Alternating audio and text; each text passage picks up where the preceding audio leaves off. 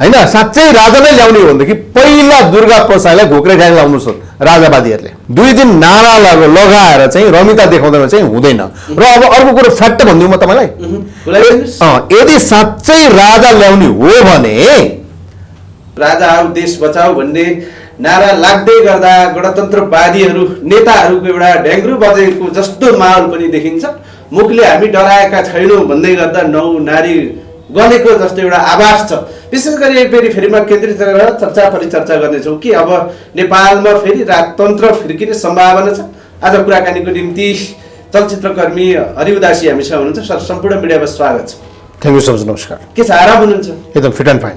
पछिल्लो समय राजाको क्रेज वात्तै बढ्यो।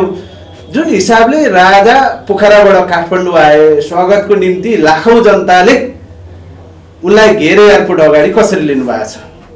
अब यस्तो छ कि जस्तो त्यो दिन चाहिँ अस्ति 25 गते होला यो होइन, जस्तो धेरै कुरा के भएको थियो भने अब राजा चाहिँ 25 गते चाहिँ नारायणी जाने, नारायणी भित्र्याउने भन्ने खालको कुरो भयो। त्यो राजा आउँछन् 25 गते भन्ने खालको चाहिँ एउटा स्लोगन बनाइएको थियो।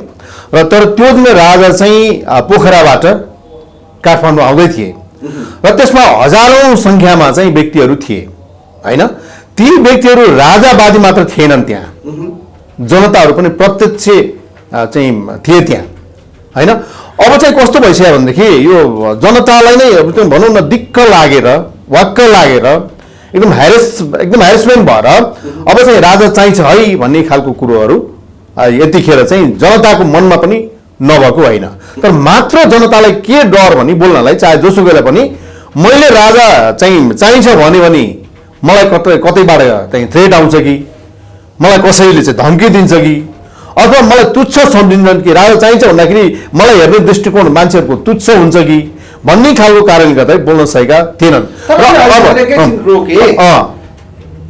यत्रो अब जनयुद्धदेखि आन्दोलन पश्चात एउटा जनआन्दोलन पश्चात आएको गणतन्त्र, हजुर जस्तो राजा पोखराबाट काठमाडौँ आउँदैमा हल्लिनु पर्छ त्यति गणतन्त्र हो? म तपाईँलाई भन्दैछु, कमजोर भइसक्यो। म क्रमशः भन्दैछु, सुन्नुहोस् न। पहिला म के भन्दै थिएँ भने सबभन्दा ठुलो कुरो तपाईँको प्रश्न अघिरहेको थियो, अब राजा आउँछन् कि आउँदैनन् भन्ने खालको कुरो छ होइन। तपाईँको प्रश्न त्यो थियो पहिला। ल राजा आउँछन् कि आउँदैनन् भन्दाखेरि 2 दिन रमिता देखाएर रमिते बनाएर राजा आऊ देश बचाऊ हैन चाहिँ हाम्रो देश चाहिँ हाम्रो राजा प्राणभन्दा प्यारो छ भन्ने खालको कुरो 2 दिन नारा लगाएर चाहिँ रमिता देखाउँदैन चाहिँ हुँदैन। र अब अर्को कुरो फ्याक्ट भन्दिउँ म तपाईँलाई, यदि साँच्चै राजा ल्याउने हो भने हैन साँच्चै राजा नै ल्याउने हो भनेदेखि पहिला दुर्गा प्रसादलाई घोक्रे ढ्याङ लाउनुहोस् राजावादीहरूले। दुर्गा प्रसाद राजाको विरोधी हुन्? दुर्गा प्रसाद राजाको निम्ति कम्बर कसेको छु भन्छन्। अब 2 खेमामा बाँडिन्छ। दुर्गा प्रसाई हैन जता पाक्छ भतेर उतै रमाउने व्यक्ति हुन्, राजा ल्याउने व्यक्ति म मान्दिनँ, म चाहिँ मान्दिनँ है। दुर्गा प्रसाईलाई धेरैले चाहिँ महान व्यक्ति मान्लान्, तर म चाहिँ मान्दिनँ। भनेको दुर्गा प्रसाई भनेर चाहिँ जनता ओहिरिँदैन कहिले पनि। दुर्गा प्रसाई भनेर को चाहिँ ओहिरिन्छ भने जसले ऋण खाएको छ तिर्न पर्दैन भनेर। दुर्गा प्रसाई सँगै फोटो खिच्यो भने ऋण तिर्न पर्दैन। 20 लाख मुनि ऋण खाकाहरूले हेर्छन् दुर्गा प्रसाईलाई भन्ने। हो सुन्नुस्, दुर्गा प्रसाई सँगै फोटो पोस्ट गर्यो भने ऋण तिर्न पर्दैन। दुर्गा प्रसाई मसँग छ भने ब्याङ्कलाई फोन गर्दाखेरि ऋण तिर्न पर्दैन। त्यस्ता व्यक्तिहरू दुर्गा प्रसाईको छत्र छायामा बस्छन्। खुब चाहिँ ढुक्क भएका व्यक्ति, कसैको चाहिँ 1 रुपियाँ पनि नखाएका व्यक्तिहरू हैन, साँच्चै व्यक्तिहरू चाहिँ दुर्गा प्रसाईको छत्र छायामा बस्दैन। र ती व्यक्ति दुर्गा प्रसाई भनेर आएका व्यक्ति होइन अस्ति। तर मैले भिडियो हेरेको थिएँ, राजा भन्दा पनि राजा भन्दा पनि बढी उत्साही भएर हात हल्लाउँदै ठुलै विजय प्राप्त गरे, ठुलै जिते भने जस्तै चाहिँ दुर्गा प्रसाई हात हल्लाउन हिँड्या। त्यो कुन हैसियतले हात हल्लाएर हिँडेका हुन्? अर्को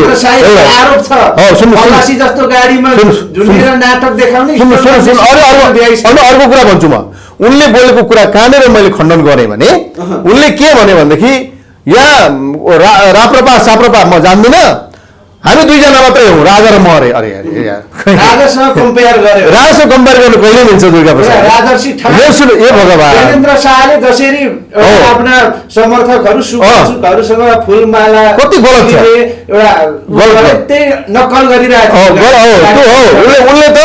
उनले नहुँदा भुते भाङ यिनी पोले पिँडालु भन्छ कि यिनी केही नहुँदा त यत्रो दम्ब छ म फुर्तीफार्ती छ भोलि सानोले ठाउँ पाउनु भयो नि त बाबरे यिनी त म त यो इन्टरनेसनल नै हो भनेर भन्ने सोच्ने नि होइन त्यस कारणले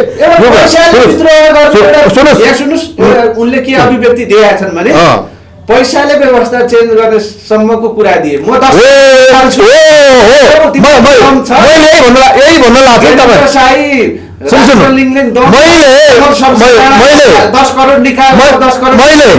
मैले यही भन्न लाथेँ तपाईँले यही भन्नुभयो उनीसँग होला होइन उनी व्यवसायी हुन् उनी कुनै चाहिँ सेलिब्रिटी कुनै नेता कुनै चाहिँ खैरो पिँडालु होइन नि होइन तिनीहरू केही पनि त्यस कारणले यिनी मात्र एउटा व्यवसायी हुन् व्यवसाय गरेको व्यक्ति अहिले आएर उनको पैसाको घमण्डले पैसाको दम्बले होइन फुर्तीफार्ती गरेर राजा समानै हो भने चाहिँ भन्न थालेपछि त अनि यिनको हैसियत लेभल कहाँ रहेछ त भन्ने कुरो बुझ्नुपर्छ राजासँग कहिले कम्पेयर गर्न मिल्दैन राजासँग कम्पेयर गर्न सक्ने व्यक्ति कोही पनि देख्दिनँ म तुलनात्मक गरेर मिल्दैन राजा भने त राजा हो यार किङ इज किङ भन्दैन भने होइन राजा र म मात्रै हो भने चाहिँ भनेर हुन्छ त्यस कारणले राजा जहिले पनि अब हाम्रो चाहिँ राजालाई पनि एउटा सुझाव छ राजा भनेको जहिले पनि राजा कहाँनिर चुकेका भने कहाँनिर कमजोरी भएका भने उनका सल्लाहकारहरूबाट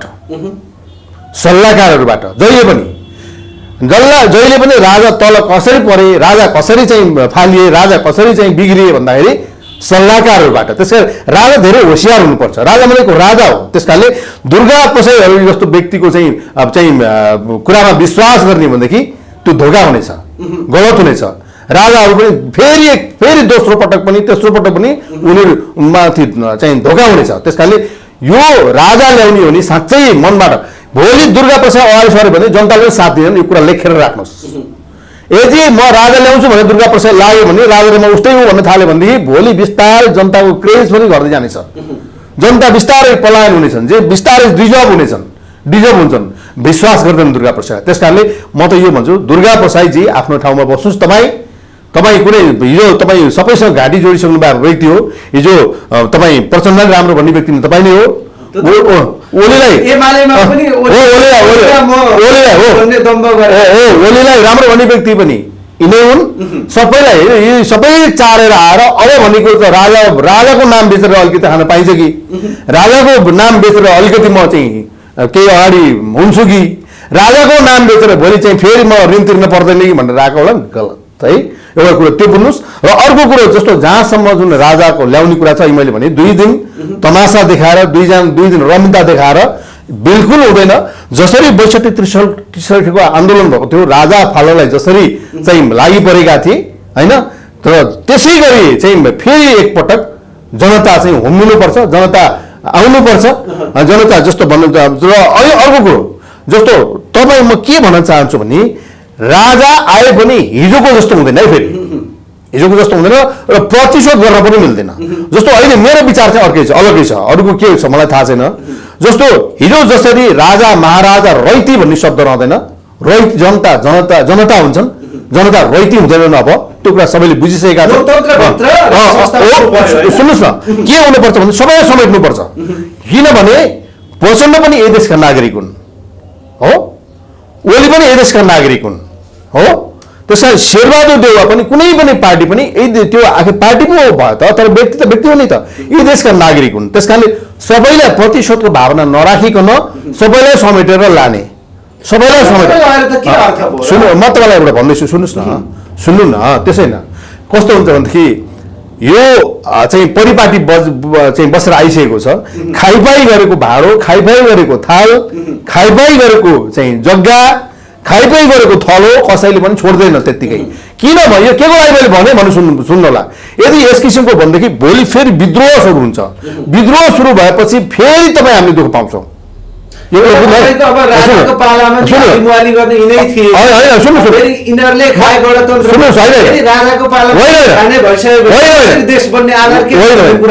कमान्डिङ राजाले कमान्डिङ गर्ने अब होइन अभिभावकको रूपमा अभिभावकको जिम्मेवारी लिने भोलि कुनै पनि सन्तानले गलत गर्यो भने त्यस किसिमको कारबाही हुनुपर्छ जसलाई देशद्रोहीको मुद्दा लागोस् हिजोको दिनमा जसरी यिनीहरूले चाहिँ भनौँ न अब चाहिँ जसरी चाहिँ यो भएको थियो अब मैले प्रतिशोधतिर गइरहेँ क्या मैले मेरो कुरा अलिकति गहिरो छ अलिक बुझ्नलाई कतिलाई बुझ्लान् कतिले नबुझ्लान्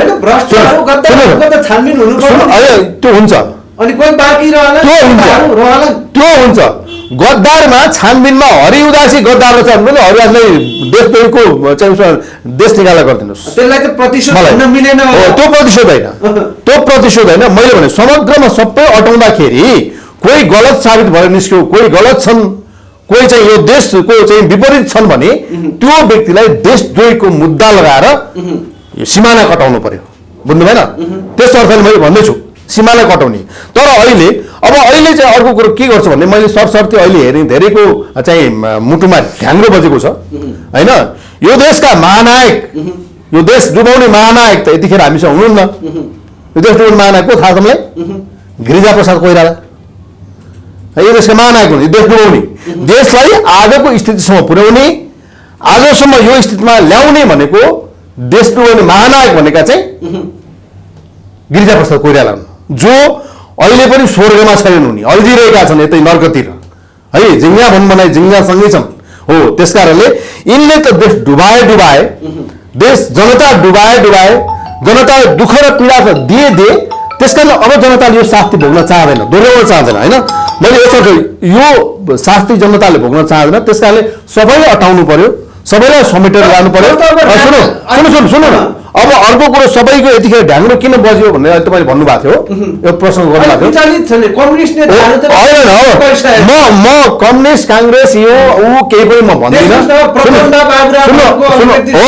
होइन बाबुराम भनेको मेरो नाम अरू नाम लिन्छु मलाई बाबुराम भनेको दुई गौडीको मलाई मनै पर्दैन त्यो व्यक्ति होइन व्यक्ति नै म व्यक्तिगत रूपमा गर्दैन यिनलाई मुख नडराए पनि गरिसकेको छ यिनी त जसले आफ्नै पार्टीले पनि अब विश्वास आफ्नै पार्टीमा नअटेको व्यक्ति यिनी नअटेको व्यक्ति होइन अब यिनी कहीँ छन् जिरो राजनीतिक धरातल हेर्नु भने त यिनी त पुरा खसिसकेका जिरोमा छन् है माओवादीहरू त अब राजाको घाँटी काटिन्छ भन्न थालिसके एकदम गलत त्यस्तो वर्ड नबोल्नुहोस् भोलि माओवादीले भोलि तपाईँहरू पनि हिँड्न पनि नहुने जुन खालको चाहिँ छ नि अनि के लोकतन्त्र गणतन्त्र कुरा हुन्छ उनी पनि त नागरिक हुन् नि त नागरिकको हक छैन अधिकार छैन बोल्न पाइँदैन हिँड्न पाइँदैन चल्न पाइँदैन एउटा कुरो यो रह्यो अनि लोकतन्त्र गणतन्त्र कुरा गर्दैछौँ हामी होइन हो त्यस कारण यो कुरा भयो र अर्को कुरो तपाईँलाई मैले कहाँनिर के भन्न खोजेँ भने कहाँनिर मुटुमा ढ्याङ्ग्रो ठोक्यो भनेदेखि यो खोतल्दै जाँदाखेरि भोलि राजाले कमान्डिङ गर्यो भनेदेखि त्यो राजद्रोह हत्याकाण्डको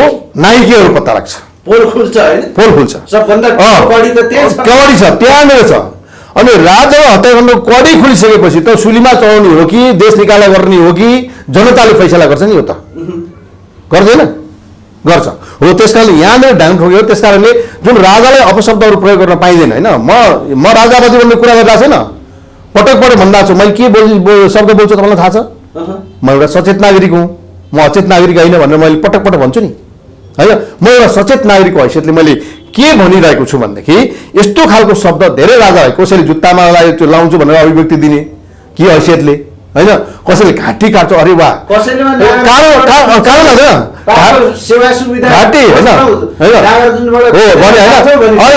कसैले भनेका थिए भोलि हामीले चाहिँ 17,000 चाहिँ को बलिदानी दिएर लिएर आएको गणतन्त्र भन्छन् 17,000 बलिदानी कसलाई दियो त दुश्मनलाई दिएको हो त दुश्मन हो त तपाईँ दुश्मन हो म दुश्मन हो होइन नि यही देशका नागरिक होइन ती 17,000 को बलिदान र 17,000 को बलिदानी दिएर तपाईँ हामीले चाहिँ पायौँ चाहिँ के त दुर्भाग्य हुन्छ है सुन्नुहोस् गलत हो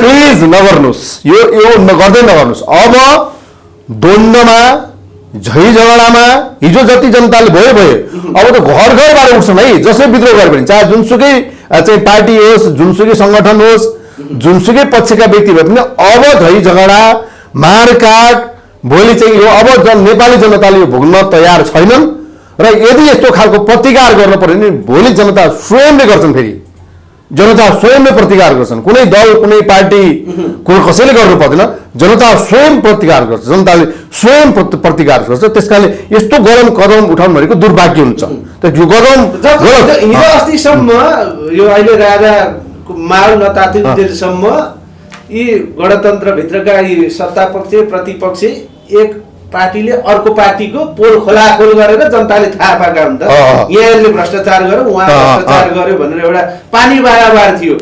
अहिले एक ढिक्का भयो नि त अब खानको निम्ति सबै प्रतिकारमा उत्रिने भए दलहरू। होइन सुन्नुहोस्, अब यो चाहिँ के हुन्छ भनेदेखि यो चाहिँ अब होस्टेमा हैसियत गर्नै पर्यो, किनभनेदेखि यतापट्टि साँच्चै हो कि क्या हो माहौल देखेर त तर्सिए, साँच्चै जनता पनि त्यतै ढल्केका छन् होइन। साँच्चै यो माहौलले भोलि हाम्रा खाइपाइ गरेका चाहिँ भाँडाहरू पनि खोसिन्छन्, भोलि हाम्रा पोलहरू पनि खोसिन्छन्, खोतल्दै जाँदा कसले कसको हत्या गरे त्यो कुरा पनि खोतल्दैला, खोतल्दै जाँदा दरगाह हत्याकाण्डको पनि चुरोमा पुगिएला। यो भयो भनेदेखि भोलि हामी हतकट ल्याएर जानु पर्छ। तर काङ्ग्रेसमा चाहिँ अलि लचकता देखियो किन होला? हजुर काङ्ग्रेसमा चाहिँ अलि लचकता देखियो है पछिल्लो समय। होइन म चाहिँ एमाले माओवादी प्रचण्ड ओली बाबुराम माधव नेपाल त खट्टेरै लागिसकेका छन् होइन।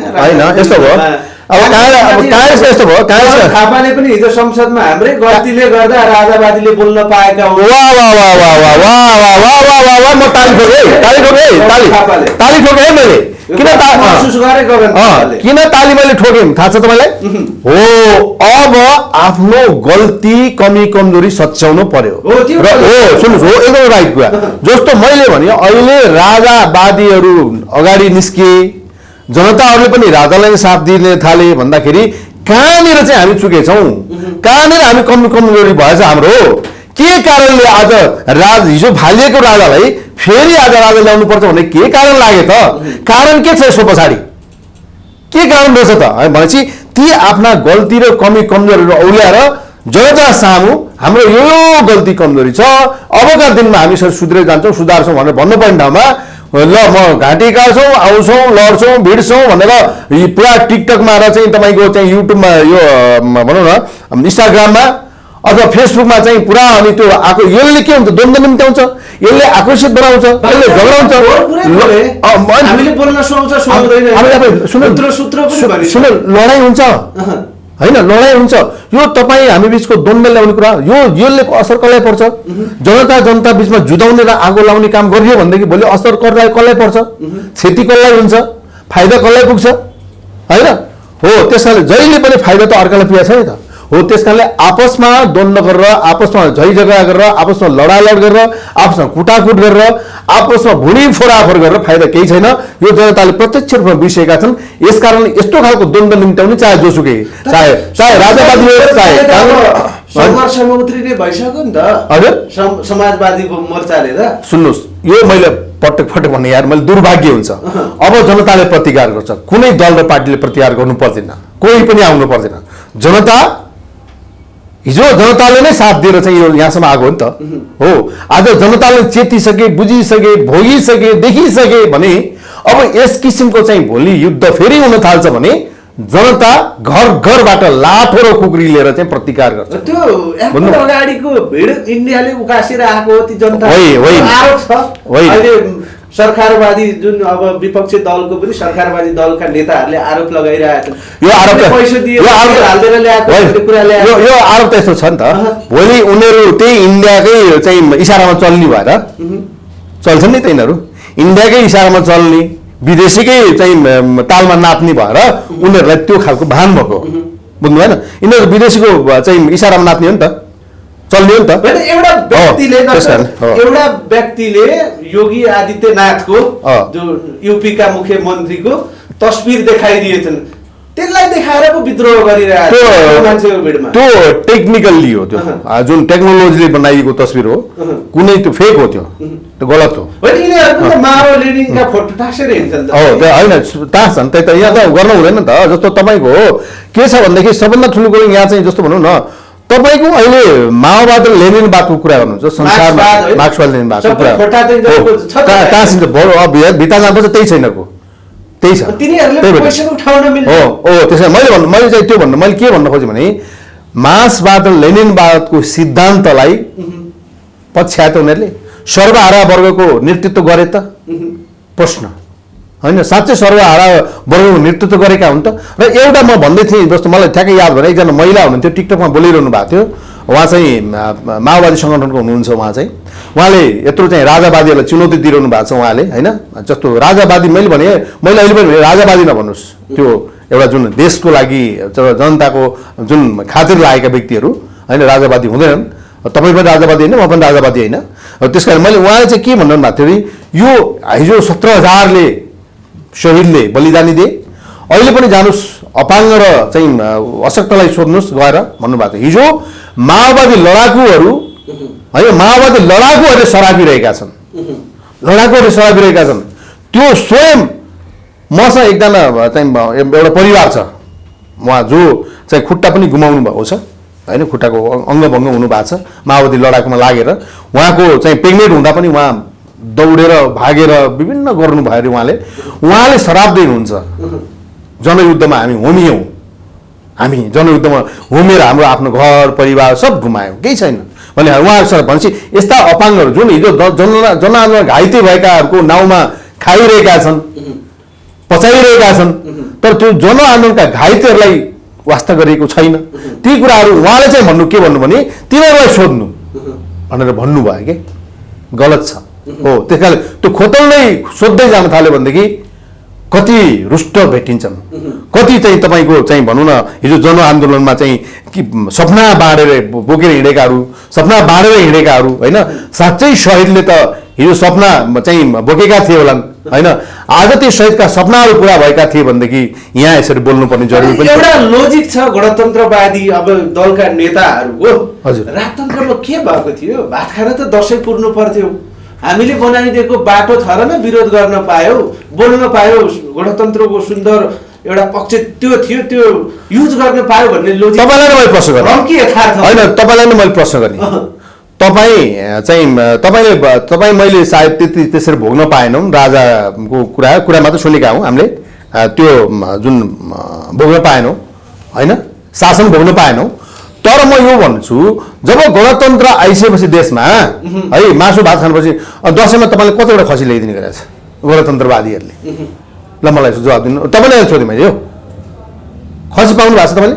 मेरो क्वेसन होइन, यहाँ नेताहरूले तपाईँ जनताको हिसाबले सोधेँ मैले तपाईँलाई। त्यो त हामीसँग भए खाने नभए नखाने हो, तपाईँ आफ्नै हिजो पनि आफ्नै नेपाली आफ्नै पाखुरीमा आफ्नै पसिनामा आफ्नै दुःखमा आफ्नै मेहनतमा बाँच्ने नेपाली कसैको भर पर्दैन। यो न गणतन्त्रवादीले चाहिँ न चामल किनिदिएका छन्, न खसी ल्याइदिएका हुन् मासु भात खानलाई होइन, न ताउलोमा जाउले पकाइदिएका हुन् कसैले पनि होइन, आफ्नै पैसा। र अर्को कुरो विकास त हेर्नुहोस् हुन्छ नै, जोसुकै भए पनि राजा भए पनि हुन्छ, गणतन्त्र भए पनि हुन्छ, लोकतन्त्र हुन्छ, विकास भन्ने कुरा आफ हुने चिज हो। तर